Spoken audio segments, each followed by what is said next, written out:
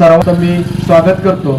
त्याचबरोबर आमच्या बांबवडे गावच्या सुवर्णाताई सपकाळ आणि कुंडल नगरीतल्या आमच्या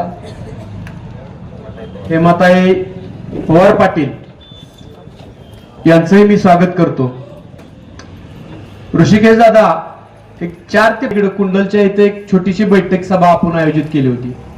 त्या सभेत तुम्हाला आम्ही आणि दीपक दादांनी एक आश्वासन दिलं होतं, न भूतो न भविष्य इतिहास होईल इतपत दादा तुम्हाला मत पडतील आणि लोक तुम्हाला उचलून डोक्यावर घेतील।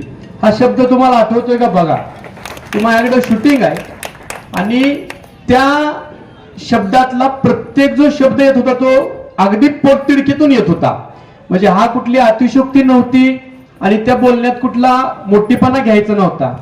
तर आज ज्या लोकांनी दादा तुमच्यावरती जबाबदारी टाकली, खरोखर माय माऊलींनी तुमची आई म्हणून तुमची सेवा केली किंवा तुम्हाला आई म्हणून पोटच्या मुलासारखं तुमच्यावर प्रेम दाखवलं आणि वडीलधाऱ्या माणसांनी तुम्हाला खूप आशीर्वाद दिले।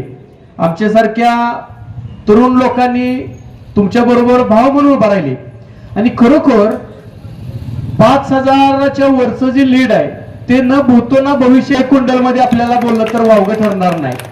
आजच्या या मितीला इतकी मताधिक्यानं भैया तुम्ही निवडून येशीला हे कोणाच्या स्वप्नात सुद्धा नव्हतं, पण आले देवाचे जे मना ते कोणाचे चाले ना। आज या ऋषिकेश दादांना देवांच्या मनातच होतं की इतपत मतदान आपण द्यायचं।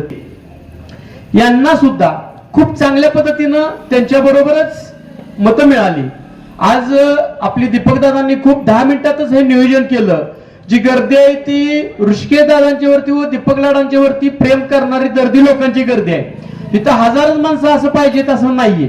जी लोक आहेत ती काळजापासून ऋषिकेश भाईंच्या वरती व दीपक लाडांच्या वरती प्रेम करणारे आहेत। आणि भैया दाखवून द्या की कर्तृत्वान नेता किंवा कर्तृत्वान मुलगा कसा असतो। ज्या ज्या लोकांनी तुमच्यावरती एक विश्वास ठेवलाय त्या विश्वासाच्या स्पीड न पळावं, इतिहास रचला नाही पाहिजे असं कामाच्या माध्यमातून तुम्ही करशील यात काय अपेक्षा नाहीच आहे, पण 100% तुम्ही करावं असा छोटा भाऊ म्हणून आमचं तुमच्याकडे मागणं आहे। त्याचबरोबर या 2 भगिनी तुमच्या बरोबर आहेत, त्यांनाही बरोबर घेऊन चाला व कुंडल नगरीत इथून पुढच्या काळात कुठली अडचण येणार नाही असं तुम्ही काम करावं अशी मी आशा व्यक्त करतो।